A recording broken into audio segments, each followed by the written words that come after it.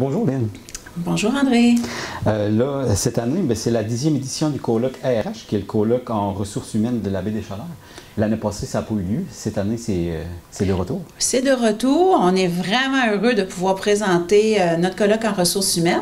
Puis en plus, c'est notre 10e édition, fait qu'on est encore plus fiers de présenter ça cette année. C'est quoi au juste le colloque?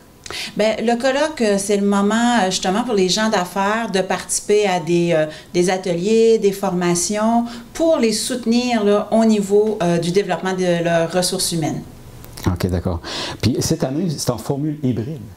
Oui, pour une première année en formule hybride, on sait qu'avec la pandémie, les gens peuvent se voir en personne, puis les gens ont hâte de se voir en personne, ce qui fait qu'on était vraiment content d'offrir le présentiel. Donc, les gens vont pouvoir être en présence au Centre des congrès de la Gaspésie à Carleton-sur-Mer, mais c'est aussi possible d'être en ligne, donc pour assister au niveau des ateliers, des conférences du colloque. D'accord. C'est quoi le thème cette année? Le thème, c'est le travail d'équipe, une responsabilisation individuelle et collective. Parce qu'on sait qu'on a tous une partie à faire pour avoir une belle équipe de travail. C'est collectif, mais c'est aussi un gros lien au niveau de l'individuel. D'accord. Pouvez-vous nous parler un petit peu de la programmation pour cette année? La programmation de cette année, comme c'est le 10e anniversaire, on voulait en profiter pour justement inviter des conférenciers vedettes. C'est-à-dire qu'au cours des différentes années, les gens ont complété des sondages, puis nous ont mentionné les conférenciers qu'ils ont le plus appréciés. Donc, on est vraiment heureux de pouvoir présenter Dr. Amir George Sanbungi, ainsi que Catherine Peterson, qui, eux, avaient été adorés lorsqu'ils ont déjà passé au niveau de notre colloque et qui sont de retour cette année. Pour parler de M. Sanbungi, justement, sa conférence est sur l'optimisation du plein potentiel. Donc, lui, ce qui nous amène, c'est que lorsqu'on met de l'avant-plan l'individu, le bien-être de la personne, on peut atteindre jusqu'à 40% de bénéfices, de croissance au niveau de notre entreprise. Donc, c'est pas négligeable. Je pense qu'il y a plusieurs entreprises que ça pourrait intéresser ce côté-là, justement, au niveau de la conférence.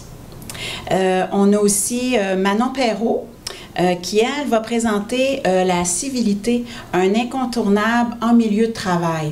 On sait que, surtout dans le cadre de la pénurie de main-d'œuvre, on parle peut-être beaucoup de civilité au travail parce que ça amène, justement, les gens veulent être, à ce niveau-là, mis à l'avant-plan, de pouvoir se réaliser, être dans un bon climat de travail. Fait que je pense que la civilité va être un sujet qui va intéresser aussi plusieurs participants.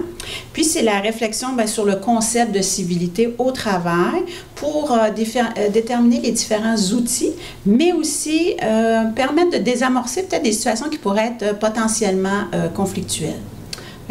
Par rapport à ça. Et on a aussi avec Catherine Peterson, qui est l'intelligence émotionnelle au service du travail d'équipe. Elle va aborder les différents thèmes au niveau de l'intelligence émotionnelle, qui sont la conscience de soi, la maîtrise de soi. On a aussi la conscience sociale, puis la gestion des relations.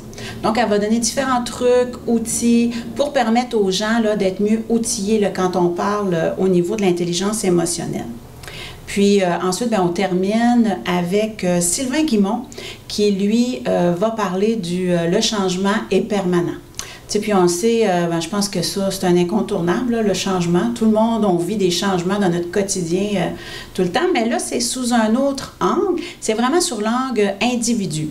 Donc, qu'est-ce qui fait que moi, je suis réfractaire au changement, par exemple, de permettre aux gens de déterminer est-ce qu'ils sont réfractaires, à quel niveau, puis comment aussi travailler à ce niveau-là, c'est-à-dire être mieux outillés pour lever un peu leurs barrières, puis mieux faire face, là, aux différents changements qu'ils ont à vivre là, au quotidien.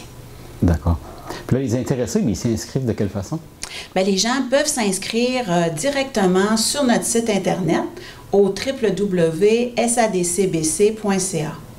D'accord. Puis les frais d'inscription, ça ressemble à quoi? Les frais d'inscription, si on parle d'une entreprise qui peut, à ce moment-là, avoir 2 participants en présentiel au Centre des congrès et ensuite une possibilité pour les autres gens de l'équipe d'être en virtuel. C'est ça qui est intéressant au niveau du colloque de cette façon-là, parce qu'on a dû limiter à 2 participants par entreprise sur place, comme on avait beaucoup de demandes, puis que les mesures sanitaires nous limitent quand même au niveau de la participation. Donc, c'est un coût de 200 $ pour l'entreprise. Puis ensuite, pour une participation individuelle, on parle d'un tarif de 100 $. Bien entendu, on donne quand même un rabais pour les membres de la SADC. D'accord. Puis les dates limites, c'est quoi? La date limite pour s'inscrire, c'est le 12 novembre. Il reste encore des places, donc les gens peuvent le faire. Puis, on a bien hâte de les rencontrer justement à notre colloque. Puis le colloque, au juste, là, il est rendu possible grâce à qui? Ce colloque-là s'est rendu possible grâce à la collaboration de Services Québec ainsi que Développement économique Canada, qui est notre bailleur de fonds.